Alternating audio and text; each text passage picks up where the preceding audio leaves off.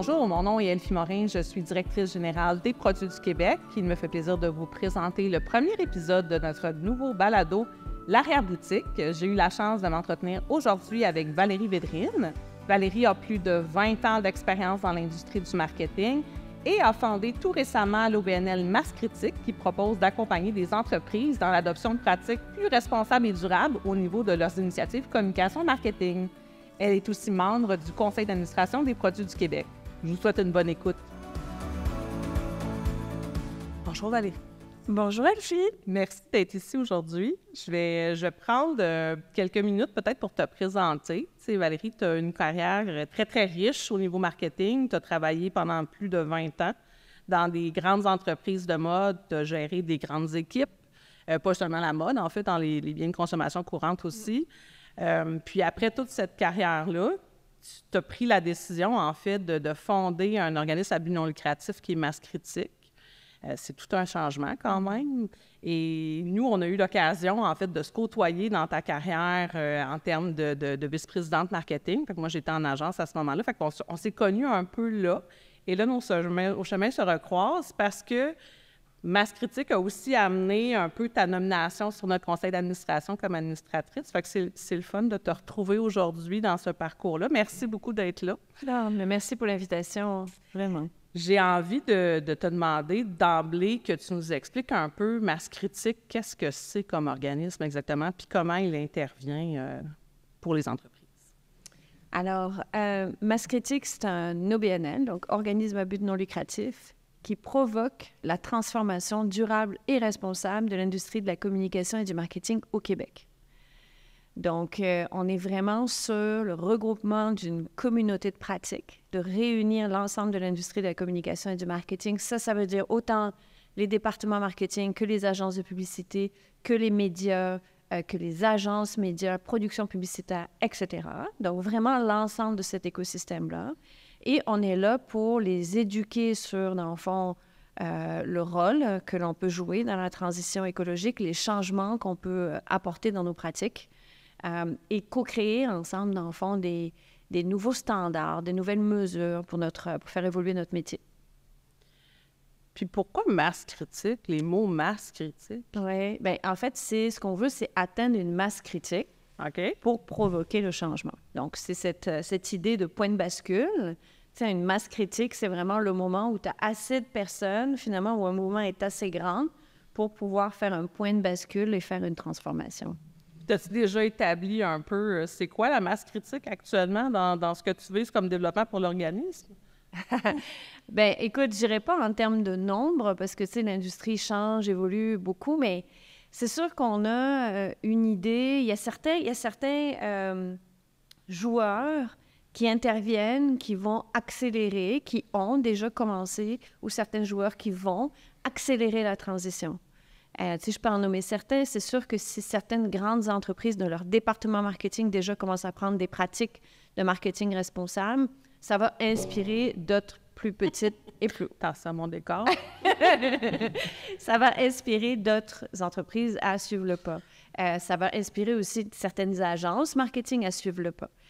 Si le gouvernement du Québec, qui est le plus gros annonceur publicitaire, ça, on a tendance à l'oublier. Si le gouvernement du Québec déjà commence à établir une pratique de marketing responsable dans leurs appels d'offres, c'est sûr que c'est un donneur d'ordre important, donc ça va faire un point de bascule dans l'industrie. Donc, il y a, et je pourrais vous en nommer plein d'autres, il y a certains points, certains joueurs qu'on vise à pouvoir intégrer dans ce grand mouvement-là pour pouvoir effectivement créer un changement. Comment tu es arrivé un peu de cette carrière-là de 20 ans en marketing à dire, bien, moi, je crée cet organisme-là avec cette vision claire, ces champs d'action-là qui sont très, très variés. Comment tu as fait ce cheminement-là?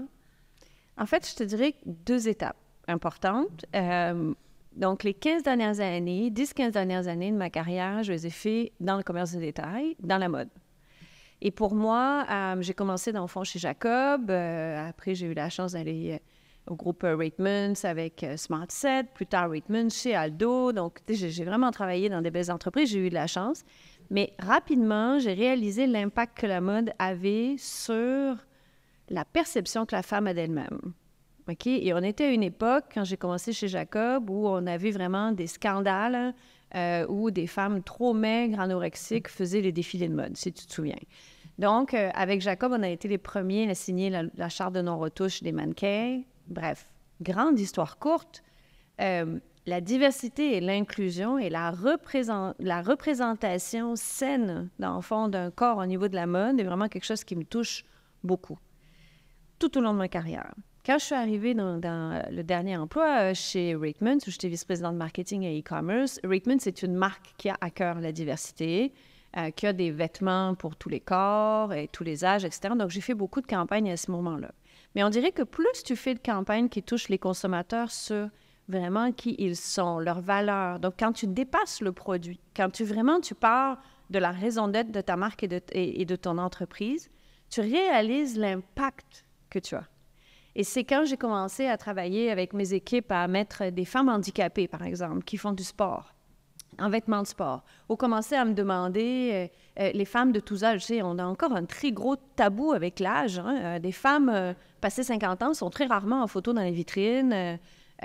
Donc, il y a beaucoup de tabous. Et quand tu commences à montrer une femme aux cheveux blancs dans une vitrine super cool et qui est aussi inspirante que sa collègue à côté qui a 22 ans, que tu montres toutes les minorités culturelles, etc., et que là, on reçoit du feedback des consommatrices et on se rend compte à quel point on leur fait du bien dans leur quotidien, c'est là que tu réalises l'impact du marketing. On n'est pas juste une machine à vendre. On est aussi un outil de communication qui parle des milliers de fois par jour à des humains. Exact. On ne parle pas juste à des consommateurs, on parle à des humains. Donc ça, je te dirais, c'est un premier bloc. C'est de réaliser la valeur et l'impact, et puis, si tu veux aussi, la possibilité de transformation qu'on a, nous, marketeurs, entre les mains, finalement. On a la possibilité de transformer un petit peu, tu sais, la norme sociale. Donc, il y a ça, et puis, en parallèle à ça, évidemment, moi, personnellement, comme beaucoup d'entre nous, tu sais, au cours des 10-15 dernières années, ma compréhension de notre impact comme consommateur sur la planète, tu sais, a grandi. J'ai commencé à être plus conscientisée, à faire attention à mes achats, à comment je consommais, ma famille et tout ça. Et là, à un moment donné, tu réalises, parce que malgré tout ce que je viens de dire, l'industrie de la mode, c'est quand même la deuxième industrie la plus polluante au monde. J'ai réalisé que le week-end, j'achète en vrac, je fais attention à ce que je mange, etc. Et lundi matin, je redeviens un outil de surconsommation. Et là, au fur et à mesure que tu évolues, là, j'ai eu une dissonance cognitive qui était de plus en plus grande. Alors, oui, je pense que j'ai joué un rôle de transformation, mais j'ai eu, à un moment donné, envie d'aller un peu plus loin et au lieu d'essayer de transformer ma seule organisation, de me dire, est-ce que mon industrie peut évoluer? Et le déclencheur de tout ça, c'est que j'ai eu la grande chance de recevoir le prix de personnalité marketing de l'année en 2021 par l'Association marketing du Québec. Et quand j'ai reçu ce prix-là, ils m'ont demandé, c'était encore en période de pandémie, donc ils m'ont demandé de faire une vidéo à la maison pour comme remercier, tout ça. Et au lieu de faire un petit vidéo un peu classique, dans le fond, j'ai fait un appel à ma communauté, à mon réseau, en disant, est-ce que vous, marketeurs comme moi, là, mon réseau, mes amis de communication, là, est-ce que vous sentez qu'on peut dépasser ce qu'on fait? Est-ce qu'on peut changer nos pratiques? Est-ce qu'on peut être positif dans la transition? Au lieu d'être juste un rouage à la surconsommation, est-ce qu'on pourrait participer à transformer les entreprises, transformer notre communication dans la bonne direction? Et vraiment un appel assez candide, là. Et à la fin, je finissais en disant, si vous avez la même idée, ou si... écrivez-moi. Puis, j'ai été submergée. Sérieux? Oui, d'appels, de messages, de gens que je connaissais, des gens que je connaissais moins. Et on a fait on est des filles d'action, donc on fait un appel, on organise un meeting, OK, c'est quoi le problème, qu'est-ce qu'on peut faire? Et puis un meeting, on était 6, le suivant 12, celui d'après 20, et c'est de là qu'est née Masscritique. Fait que, tu sais, ça n'a jamais été une ambition à proprement parler, mais ça s'est fait un peu organiquement, dans le fond. C'est super intéressant. Puis comment c'est perçu un peu? Parce que, tu sais, quand on parle grande, petite, moyenne entreprise, probablement que les réflexes en développement durable vont être dans l'approvisionnement, dans le transport, oui. Mais au niveau des campagnes marketing, ça ne doit pas être un réflexe premier. Tu sais, quand tu approches, je ne sais pas comment votre démarche se fait, oui. Mais est-ce que vous surprenez les gens avec votre offre?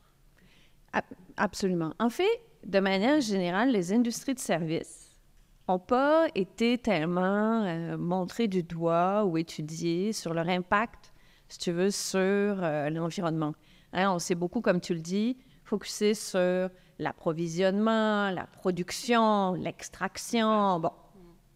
Mais tu sais, une industrie de service, comme nous, au marketing et à la communication, mais tu sais, je dirais la comptabilité, la finance d'ailleurs qui s'est réveillée il y a déjà plusieurs années, bien avant nous, on est des parties prenantes très importantes dans les stratégies des organisations. Donc, on a un impact, oui, alors si tu veux, dans notre propre impact GES, si tu veux, c'est assez faible parce qu'on est des cerveaux, on ne produit rien.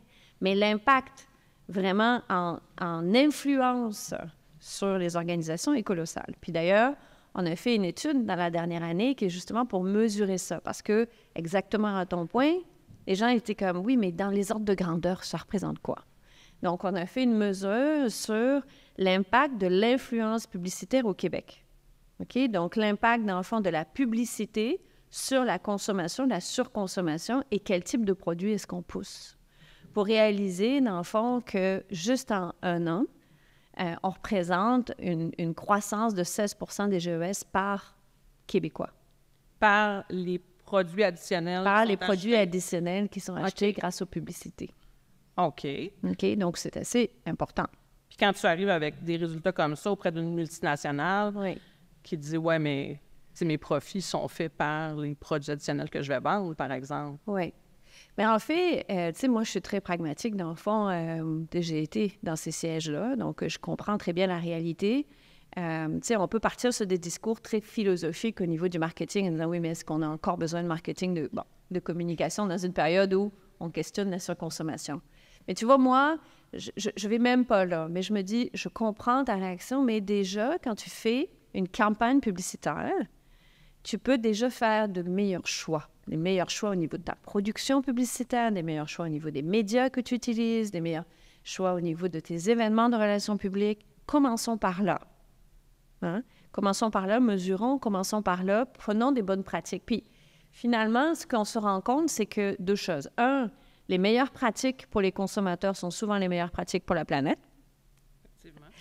Et deux, on est capable de maintenir des niveaux, alors on peut après rentrer dans tout le jargon marketing, là, mais tu sais, on est capable de maintenir des ROAS, des revenus on ad spend, si tu veux, équivalents avec des pratiques durables. On est capable d'être une marque désirable en étant durable. Tu sais, donc, à partir du moment où déjà on l'approche de manière très pragmatique et qu'on se rend compte, OK, je peux faire des bons choix. Je peux avoir une bouteille d'eau versus acheter une bouteille en plastique. Tu sais, je peux faire des bons choix. Ça n'affecte pas mes résultats, mais au contraire, ça fait un impact moins grand sur la planète, plus de conscience sur la société, donc le message aussi que je véhicule. Et bien, qui est contre la vertu? Personne n'est contre la vertu. Donc, tu avances là-dedans et tu dis, OK, oui, c'est des bonnes pratiques, parfait, faisons-le. Et après ça, on peut commencer à se poser des questions en second temps, troisième temps. Mais au modèle d'affaires, est-ce que je peux le transformer? Est-ce que si j'ai un site de e-commerce, est-ce que je peux proposer une plateforme de re-commerce pour du seconde main? Est-ce que je peux m'assurer de valoriser la longévité des vêtements? Bon, bref, il y a plein de choses qu'on peut faire, mais prenons l'éléphant un morceau à la fois. Bien, c'est une bonne façon de le voir. Puis je pense que vous avez, bien, Masscritique a aussi un outil qui a été bâti pour aider un peu les entreprises qui ont envie de dire, bien, moi, quand je fais une campagne publicitaire, je veux mesurer l'impact que j'ai en termes. Fait que, tu sais, moi, j'ai eu la chance d'assister un peu à une présentation que vous avez faite. Peux-tu en parler un petit peu? Oui, absolument. En fait, juste pour placer les choses, tu veux, il y a deux calculs qu'on peut faire quand on fait de la publicité, que ce soit une agence ou que ce soit un département marketing. On peut mesurer notre impact publicitaire, donc si tu veux, les mesures de GES sur la campagne que l'on fait. Et puis, il y a la mesure de l'influence publicitaire, dont je te parlais un petit peu plus tôt. Donc, effectivement, sur la mesure de l'impact publicitaire, on a créé un calculateur de GES pour les campagnes 360. Puis, juste pour mettre la table tout de suite, c'est pas nous qui l'avons inventé. En fait, ce calculateur-là a été fait par l'ADEME en France avec la collaboration de Ernst & Young. Pour le marché français, on a approché, nous, l'ADEME, parce qu'on a la chance maintenant d'avoir des liens avec différents organismes comme le nôtre à travers le monde. On les a rejoints et c'était un document en open source. Ils nous ont donné, si tu veux, la méthodologie. Et nous, on a travaillé avec une entreprise qui s'appelle Cohesio, à laquelle, finalement, on a mis tous les facteurs canadiens. Donc, c'est vraiment un outil qui a été testé, travaillé, qui est utilisé depuis plusieurs années en France. L'habileté que ça a, dans le fond, c'est de mesurer autant quand tu fais une campagne publicitaire, les bureaux de tes agences, ton agence de pub ou ton bureau à toi. Donc, vraiment, ton scope 1, finalement, ce que toi-même tu dépenses dans tes lieux de production, tes gens, leurs déplacements. Mais aussi, tu peux aller un peu plus loin, c'est scope 1 et scope 2. Donc, ça va mesurer le média que tu utilises, ta campagne de relations publiques, comment est-ce que c'est fait, la production. Tu sais, on oublie beaucoup, mais la production du matériel publicitaire peut représenter facilement la moitié des GES que compte une campagne publicitaire. Et puis, tu sais, si, là, je reprends mon exemple du monde de la mode, si tu viens du monde de la mode puis que tu vas tourner au Brésil en décembre ta collection d'été, tu es 25 à voyager, bon, je n'ai pas besoin que je te fasse un dessin, et tu comprends que ça peut être très, très important en termes d'impact. C'est pas la même chose dans un bureau de Ville-Saint-Laurent. Donc, tu vois, c'est ça, il y a des choix. Donc, cet outil-là, on le met vraiment à disposition des membres de Masse Critique. On aimerait que ce soit utilisé par vraiment, tu sais, l'industrie. Il est là pour ça. Il est là pour être utilisé ad nauseam, que ce soit pour l'impact de ton année ou que ce soit pour l'impact d'une campagne, qu'on regarde, créer des benchmarks et commencer à te dire, bon, maintenant, je sais ce que représente ma campagne, et rapidement, tu vois les endroits où tu peux t'améliorer. Puis, je suppose que le réflexe premier va être de penser, de dire, ben je vais imprimer moins. Tu sais, là, tu parles de tournage, effectivement, c'est clair que si tu as à te déplacer en avion, oui. Mais tu sais, est-ce que vraiment l'imprimer, le numérique est nécessairement un meilleur choix que l'imprimer? Quelle bonne question, Elfie. En fait, il y a beaucoup, beaucoup d'idées préconçues sur le numérique. Puis tu vois, j'ai été présidente du jury d'un concours publicitaire dans la dernière année. Et on avait demandé certains critères pour que les agences, les entreprises nous montrent qu'ils sont plus responsables. Et j'ai eu quelques cas où les agences ou les entreprises mettaient « on était 100% sur le web, donc absolument éco-responsable ». Donc, on va casser ce mythe-là. Hein? Faisons-le. Faisons ça. Le numérique et le cloud, c'est une formidable invention marketing. Hein? Parce que on a l'impression que quand on fait du numérique, c'est complètement dématérialisé. C'est dans le ciel, ça n'existe pas. Alors, en fait, ça existe. C'est excessivement matériel. Ce sont des câbles qui passent sous les océans. D'ailleurs, c'est assez fascinant. D'ailleurs, je vous invite, si ça vous intéresse, à lire un livre de Guillaume Pitron qui s'appelle « Le voyage au bout d'un like », qui explique vraiment tout le voyage d'un like sur Facebook, tout le chemin qu'il fait. C'est assez formidable à lire. Je note. Absolument. Ce sont des data centers. Qui sont... il y en a quelques-uns au Québec, mais il y en a beaucoup aux États-Unis. Ces data centers-là ont besoin d'être très climatisés, sont souvent dans des États où, dans le fond, ils fonctionnent au charbon. Donc, il y a beaucoup, beaucoup d'impact. Et quand je disais, par exemple, tu sais, que les bonnes pratiques des consommateurs sont souvent les bonnes pratiques de la planète, tu sais, de manière, par exemple, très concrète, quand tu fais une campagne mail, toi, tu es une fille de marketing, tu sais très bien que d'abreuver par email l'ensemble de ta database, de ta banque de données, sans t'assurer que les gens sont actifs ou inactifs ou que les gens ouvrent tes emails, les répondent, de l'envoyer continuellement 5 fois par jour à tout le monde, c'est mauvais pour le consommateur. Tu perds de l'engagement et puis tu fais beaucoup d'efforts pour rien. Mais toi, concrètement, comme entreprise, ça ne te coûte pas grand-chose de faire ça. Donc, c'est souvent un choix qu'on fait en disant, ma nouvelle annonce, mon nouveau produit, je préfère l'envoyer au plus de monde possible. Mais plus tu fais ça, non seulement c'est dommageable pour ton consommateur, pour ton engagement, pour toutes les raisons de marque qu'on connaît, malgré qu'il y a encore des gens qui le font des fois, mais bon. Mais c'est très mauvais pour la planète aussi, parce que imagine, dans le fond, c'est des milliers d'informations qui se transigent, qui passent par des milliers de câbles, de data centers et des échanges continus d'informations. Et ça, c'est vraiment un exemple, c'est vraiment plus pour démontrer un petit peu, tu sais, un exemple, mais le email, je veux dire, c'est une goutte d'eau dans l'océan. Mais tu sais, quand tu fais du programmatique, par exemple, de l'investissement média où là, tu abreuves des milliers et des milliers de sites. Quand tu fais le moins ciblé tu es, dans le fond, le plus dommageable tu vas être pour la planète. Puis on s'entend que ce que tu viens d'expliquer, je pense pas que c'est de l'éducation qui est nécessairement commune, là. C'est pas un vocabulaire qu'on partage souvent. Fait que je trouve ça super intéressant. Moi, j'ai bien noté ton livre, assurément que je vais le lire. Oui. Mais tu penses-tu que la réponse à ça, tu sais, vous en faites beaucoup avec Masse Critique, Oui. c'est de l'éducation, mais comment qu'on rejoint justement le plus de gens en marketing et même de consommateurs pour leur expliquer ces choix-là? Oui. Bien, en fait, tu sais, je pense c'est ce qu'on essaie de faire. Donc, on fait beaucoup d'éducation, de sensibilisation. Ça passe à travers... On a la chance d'avoir un podcast qui sort des entrevues avec vraiment des experts. Là, je vous parle de numérique. Moi, je ne suis pas une experte en numérique responsable. Il y a des gens bien plus intelligents que moi qui font ça. Mais donc, on rencontre des gens sur différents sujets.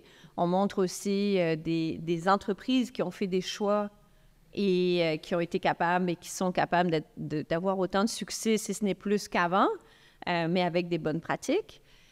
Donc, podcast, on fait des conférences tous les mois. On fait beaucoup de présence en agence ou en entreprise. Donc, il y a beaucoup d'entreprises qui vont nous appeler, qui vont nous demander de faire une présentation à leurs équipes ou qui viennent nous demander de parler à leurs agences. On essaie de sortir le plus d'outils possible et on a des formations sur le site aussi, évidemment, disponibles pour certains sujets spécifiques. Et au-delà de tout ça, parce que la réponse, on ne l'a pas sur tout, hein, parce que c'est encore, si tu veux, une science qui évolue. C'est assez nouveau de parler de marketing responsable. Mais on a des communautés de pratique. Donc, on a des groupes de travail où on invite certaines personnes qui font partie de Masse Critique à venir travailler sur certains sujets. Donc, par exemple, on va dire comment faire un brief de manière différente et de manière plus responsable. Donc là, on va mettre un groupe de 2, 3, 5 personnes qui ont envie, qui sont des professionnels et qui ont envie de travailler sur ce sujet-là. Ils vont le faire ensemble, puis ça va devenir un outil qu'on va après donner à l'ensemble de la communauté. Fait que beaucoup d'éducation, agence, utilisateurs de campagne marketing, puis le consommateur là-dedans, c'est dans le fond la personne ultimement qui consomme et fait des choix d'utilisation numérique. Comment on la rejoint pour lui expliquer un peu ce que tu viens de m'expliquer? En fait, je sais pas. Je te dirais que pour moi, le marketing a trois rôles. Si on prend 2 secondes, un petit step en arrière. Tu as sur la façon dont on fait les campagnes marketing. Donc, j'appellerais le contenant. Ça, est-ce que ça intéresse vraiment le consommateur? Bof. Je ne suis pas sûre qu'il veut savoir. Oui, c'est toujours intéressant. Il y a des gens qui sont plus intéressés que d'autres à ce genre de sujet-là, mais c'est vraiment des pratiques à mettre en place au sein de notre industrie. Donc, le contenant. Il y a aussi le contenu, dont le marketing responsable, donc le message qu'on livre, qui est là beaucoup plus pertinent pour le consommateur, puis je vais y revenir. Puis, il y a, dans le fond, la stratégie organisationnelle. Donc, ce que je te parlais un petit peu, c'est que le marketing n'est pas juste là pour communiquer. Il est là intimement relié dans les plans stratégiques, les plans de développement. Pourquoi? Parce que c'est la marque qui crée la valeur d'une organisation. Hein? Donc, il y a beaucoup d'opportunités là, au niveau de la stratégie, d'influencer, donc d'éduquer nos marketeurs et nos communicateurs aux différents business cases possibles. Je parlais de re-commerce tout à l'heure. Comment est-ce que je peux faire les choses différemment au niveau de la consommation et de la stratégie de mon organisation? Donc ça, c'est les 2 blocs qui concernent peut-être plus les entreprises, là, directement. Pour répondre à ta question sur le consommateur, on est plus sur le contenu. Et là, j'ai beaucoup parlé de GES et tout ça, mais évidemment, le contenu, c'est aussi toute la responsabilité sociale de nos messages. Comme je te disais au début de notre entrevue, dans le fond, moi, j'ai réalisé l'impact qu'on peut avoir sur une transformation sociale potentielle. Puis là, je vais le dire avec beaucoup d'humilité. Je comprends que le marketing ne va pas changer le monde, mais on a un rôle à jouer. Si dans toutes les pubs que tu vois des gens qui utilisent le vélo plutôt que la voiture, qui sont dans qui n'ont pas, si tu veux, même dans l'imagerie, qui représente l'ensemble des minorités culturelles, comme je te parlais tout à l'heure, de la mode, les femmes de tous âges, de tout corps, etc. Si on est capable de montrer une consommation responsable dans les publicités, il y a une espèce d'imaginaire collectif auquel on contribue. on est quand même un rouage de la pop culture aussi. Hein? Tu sais, je sais pas si toi, quand tu étais plus jeune, tu faisais ça, mais moi, j'aimais regarder les publicités, tu sais, pour voir... J'aime encore ça. Voilà, c'est ça. Tu sais, quand ça. on voit les grands événements publicitaires, on aime regarder. Puis quand, aujourd'hui, on regarde les publicités des années 80 puis les publicités des années 50, souvent, on est soit interloqué, fasciné, on n'en revient pas des normes sociales qui étaient à ce moment-là. Tu sais, quand tu vois les femmes... enceintes qui fument. Oui, Ah, tu sais. exactement. C'est grossier. Il y a beaucoup de choses qui changent. Donc, on est quand même un reflet de la population et de la société. On est aussi un influenceur important. Donc, et là, c'est là que c'est plus intéressant pour le consommateur, c'est de lui montrer, dans le fond, certaines organisations qui font les choses différemment, autant dans leur message que dans la réalité de, dans le fond, le comment ils le font. Et là, je reviens à mes 2 blocs, dans le fond, autant sur les campagnes publicitaires que sur la stratégie. Mais tantôt, tu as parlé de campagne aussi, où justement, tu as travaillé à inclure la diversité, différents types de corps, différents... au moment où tu as travaillé en ce sens-là, t'avais-tu à défoncer des portes? Ça a-tu été facile? Parce que ça fait pas si longtemps là, qu'on parle de diversité et d'inclusion. Là. C'est quand même récent. Oui. Tu sais, je pense que quand tu portes un produit, une idée qui est plus innovante, différente, forcément, tu as quand même des portes à défoncer, des avancées à faire. Généralement, personne n'est contre la vertu, encore une fois. Mm-hmm. OK? Moi, j'ai jamais personne, aussi parce que je travaillais avec des gens formidables, mais qui m'a dit, non, moi, je veux pas voir de minorité culturelle. Non, ça n'existe pas. Tu sais, je veux dire, les entreprises veulent bien agir, être de bons citoyens. Il y a personne qui a envie de... Enfin, peut-être, mais une minorité de gens qui ont envie de mal agir. Moi, j'y crois pas, en tout cas. Ce qui est difficile, c'est de démontrer que c'est pertinent et que ça ne va pas, impacter négativement tes revenus, et 2, peut-être potentiellement améliorer tes revenus. Alors, c'est là qu'est la difficulté. Oui, mais pourquoi est-ce que je vais mettre une femme de tel âge dans ma vitrine? Pourquoi est-ce que je vais parler d'handicap quand je veux vendre des vêtements? Pourquoi? Donc là, c'est le rôle, dans le fond, de tout marketeur, communicateur, de prendre son chapeau, son bâton de pèlerin et de dire, bien, OK, on va faire une campagne, on va faire un test, on va mesurer, je vais vous montrer avant, pendant, après, puis je vais vous montrer l'évolution, l'impact positif, des fois négatif, comment on s'ajuste. Donc, c'est d'y aller en toute humilité, mais c'est de démontrer, finalement, l'efficacité de ça. Et puis, moi, je suis vraiment... mais intimement convaincu qu'on est capable, encore une fois, d'être durable et désirable, qu'on est capable d'être responsable et en même temps, je veux dire, financièrement en bonne santé. Ce sont des choix que l'on fait. Il faut juste comme avancer, apprendre et voilà, et s'éduquer pour mieux faire. Puis tu parles d'impact, de convaincre, dans le fond, qu'il n'y a pas nécessairement d'impact sur tes ventes ou tes revenus. Tu penses-tu qu'à l'opposé, on a vu aussi le phénomène de greenwashing, de dire, ben OK, là, maintenant que la parade est entamée puis que le consommateur et les gens sont de plus en plus sensibilisés, est-ce que tu as l'appât du gain qui est fort de dire, ben parfait, moi, je fais ce message-là, puis est-ce qu'on voit encore beaucoup ça, selon toi? Mais je pense que le greenwashing, l'éco-blanchiment, on pourrait dire aussi le pinkwashing, le queerwashing. Tu sais, les washing, il y en a pas mal. D'abord, moi, je pars du principe, encore une fois, qu'il n'y a personne qui le fait de manière malicieuse. OK? Je ne peux pas croire qu'il y a un marketeur au Québec qui a envie de faire du greenwashing parce qu'on sait très bien que c'est excessivement dangereux. Ton impact sur les réactions que tu vas avoir des consommateurs, tu as un risque réputationnel et financier qui est immense.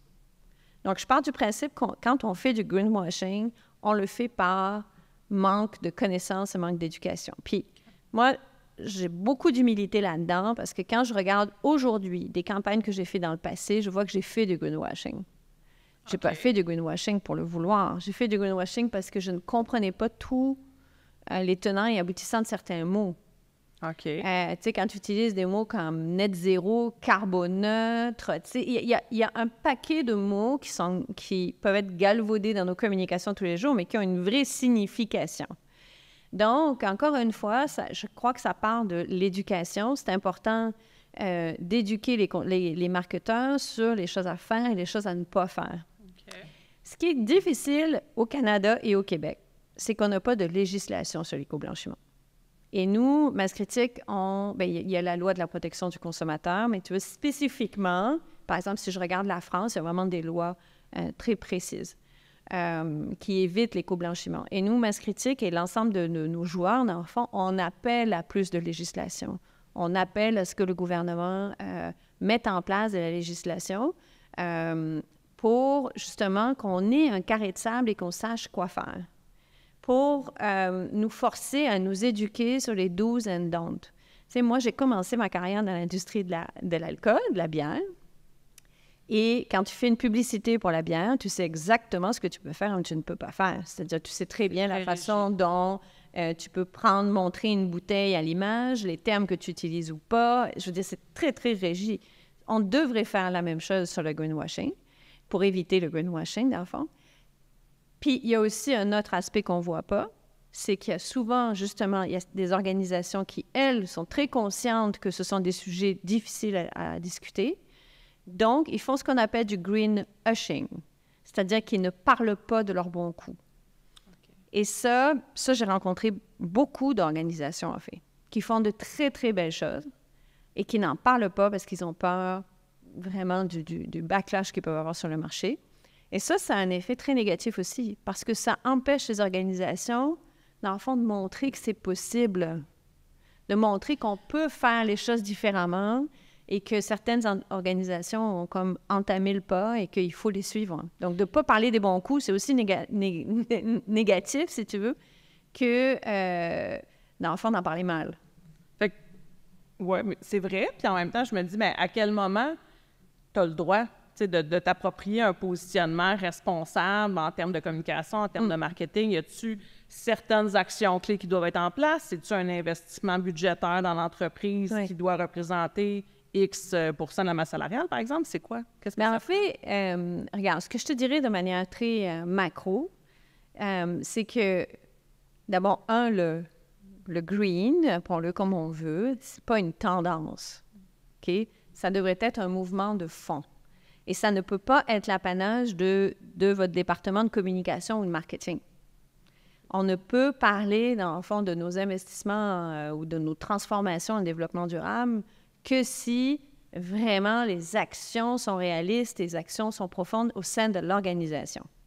Donc ça, c'est la première chose. On ne peut pas commencer juste à dire « Hey, moi, j'ai une collection qui est éco-responsable. Si ça représente 1 %, si tu veux, de tout ce que tu vends, versus 99 % où ça ne le représente pas. » Tu comprends que si tu mets plus d'emphase ta communication sur ce un point-là, là, tout de suite, tu crées finalement l'impression pour le consommateur que tu es éco-responsable, alors qu'en fait, c'est juste une portion de ta communication. Donc, le message pour moi, là, c'est l'honnêteté, la transparence et la vulnérabilité. Puis là, non, je ne vous donnerai pas un cours de yoga.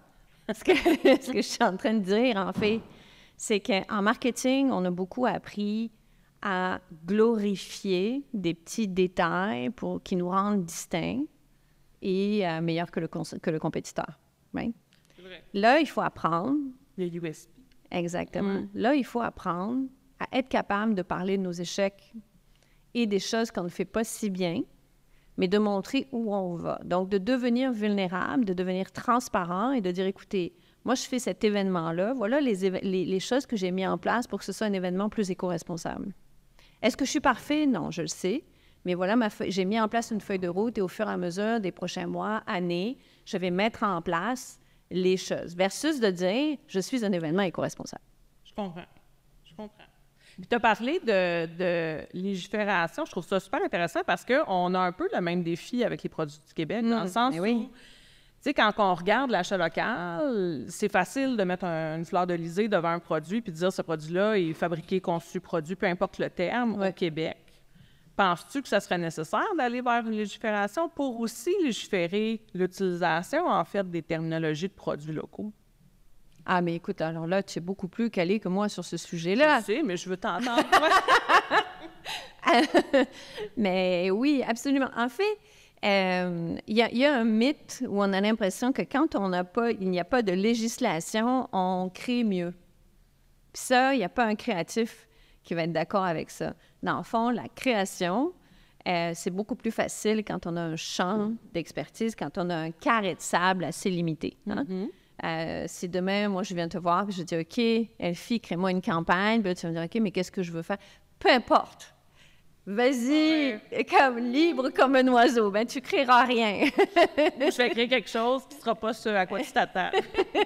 Donc, le plus de cadres, le plus efficace on va être et le meilleur on va être. Donc, moi, je suis quand même pour nous assurer que certains termes sont légiférés, qu'on a des définitions. Ouais.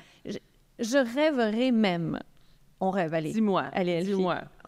Je rêverais même à ce qu'on puisse avoir certains organismes à qui on envoie nos publicités. Moi, quand j'étais dans l'alcool, on faisait ça. Il y avait certains organismes, quand on avait des publicités où on hésitait, on n'était pas sûr de notre utilisation, on l'envoyait à certains organismes qui, eux, vérifiaient, nous donnaient leur avis. C'était généralement des avocats, c'était généralement... Bon. Et ils nous donnaient leur avis. Ça n'implique... Après, c'était à nous à prendre la bonne décision. Mais est-ce qu'on pourrait faire la même chose pour certaines définitions de produits, de mots qui touchent la planète, l'achat local, la production, comment est-ce que les choses sont faites? Ce serait intéressant. Puis, ça nous permettrait, dans le fond, de nous dire, OK, parfait, moi, je sais ce que je peux faire, je sais ce que je ne peux pas faire. Maintenant, on avance. Tu sais, on vit un défi actuellement, bien, on en vit plusieurs, ça c'est clair. Fait que là, je te parlais d'une multitude de logos qui existent, fait que c'est clair qu'en tablette des produits locaux, tu peux en trouver beaucoup. Toutefois, on est dans un contexte où le consommateur, là, bon, on est en période inflationniste, ou, bref, c'est plus difficile financièrement. Tant que pour faire des achats responsables, que des achats de produits locaux qui peuvent entrer dans un comportement responsable, penses-tu que ça joue contre nous actuellement, ce contexte-là? C'est vraiment une bonne question parce que la réalité, souvent, c'est que le consommateur va choisir aussi avec la réalité de son portefeuille. Ouais. Et que qui dit local, qui dit éco-responsable, souvent, on pense plus cher. Et souvent, ça peut être vrai que c'est plus cher. Mais j'aimerais te parler, par exemple, de l'exemple d'une chaîne de supermarchés qui, en Allemagne, a présenté le vrai coût. Ils ont fait une communication, une campagne de communication pendant une semaine ou deux. Le vrai coût des produits. Et quand je dis ça, ça veut dire pas nécessairement le prix que tu payes. Donc, pas le vrai coût, excuse-moi, le vrai prix du produit. Donc, quel est le prix que tu payes? Donc, aujourd'hui, quand on paye un produit, quand on achète un produit, on achète souvent, dans le fond, la relation entre le coût et le bénéfice que l'entreprise a voulu faire. Mm-hmm. Ce que ça y a coûté, le bénéfice qu'elle veut faire, et puis un positionnement qui est intéressant. Puis, tu sais, pour avoir travaillé dans un commerce de détail, la course à la promotion et au prix le moins cher, tout ça, tu sais, moi, j'ai fait beaucoup de campagnes de Black Friday, là, tu sais, donc... Il y a des secteurs où c'est très fort. Exactement.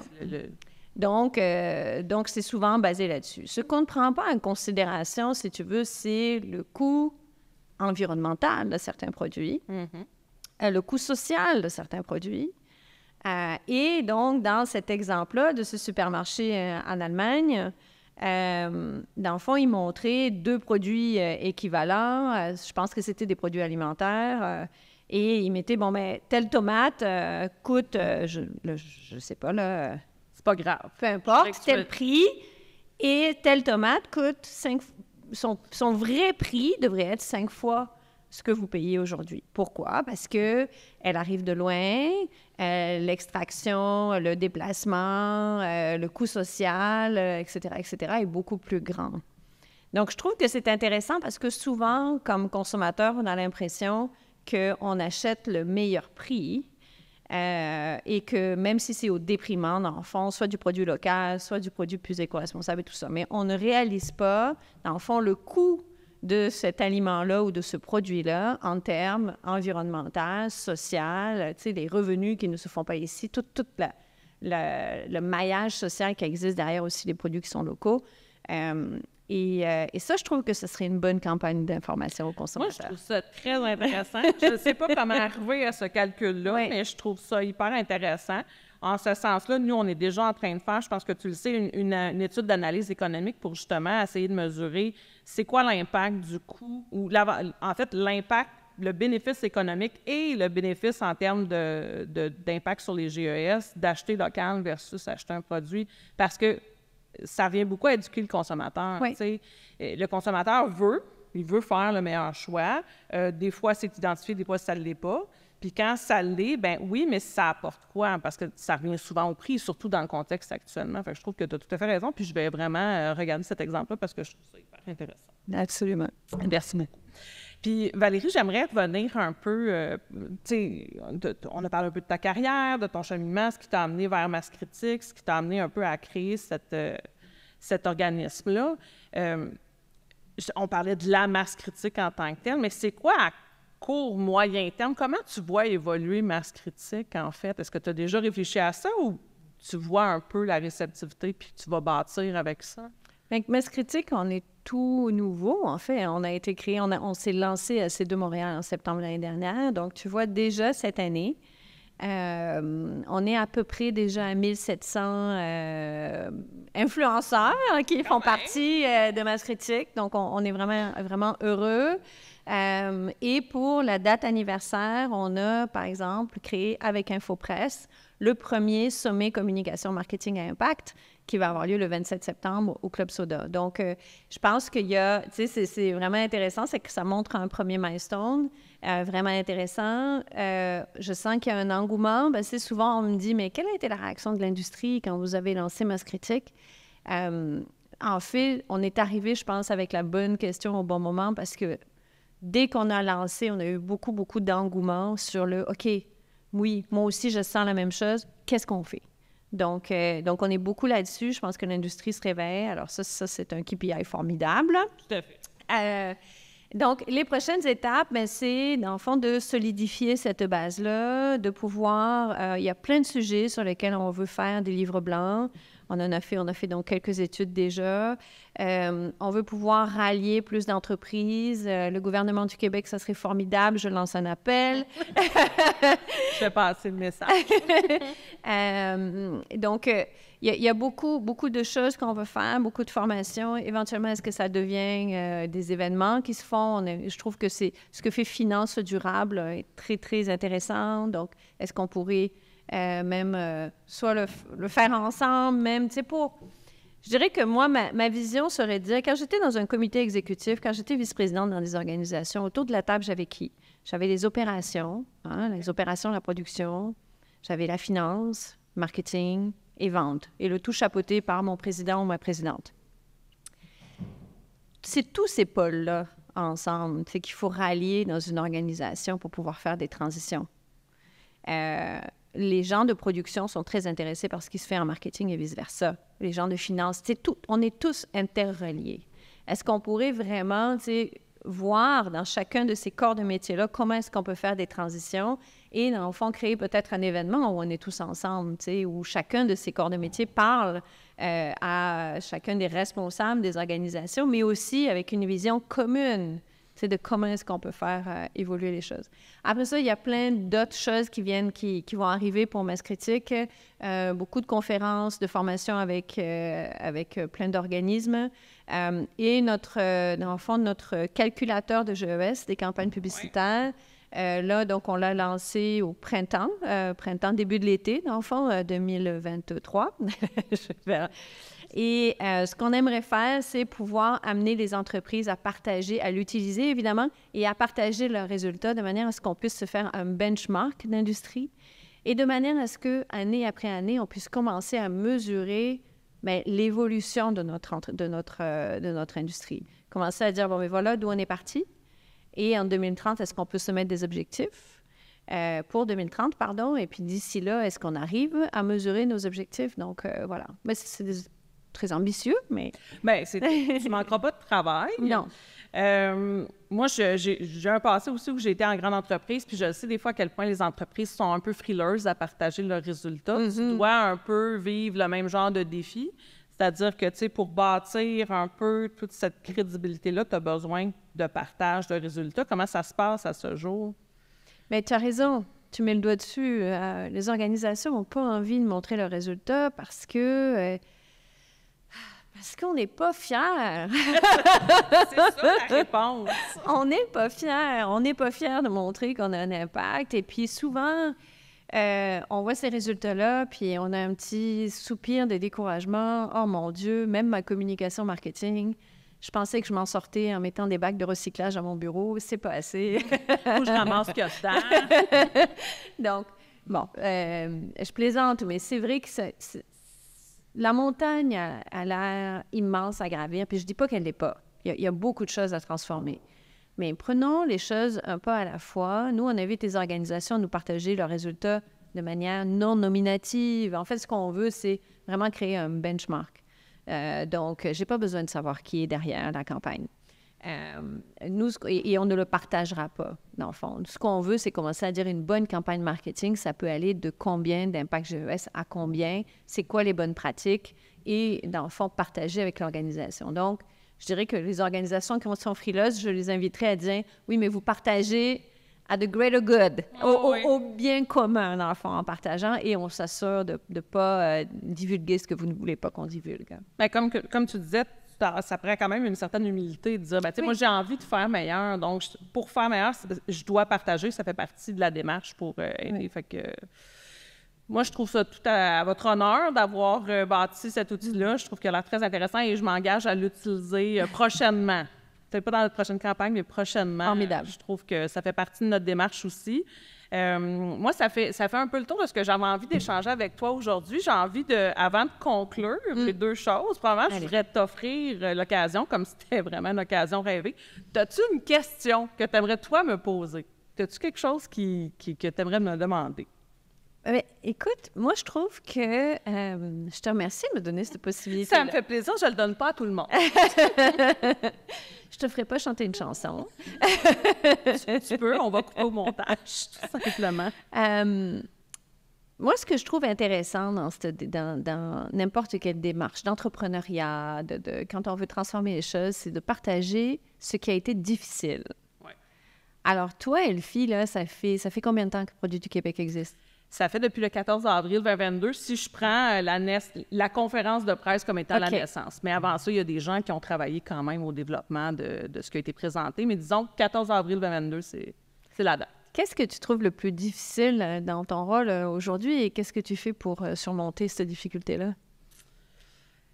En fait, moi, je pense que la plus grande difficulté, c'est que il n'y a rien qui existe, là, c'est à bâtir. Fait que le jour 1, moi, ma première journée de travail, c'était plus ou moins un mois avant le lancement.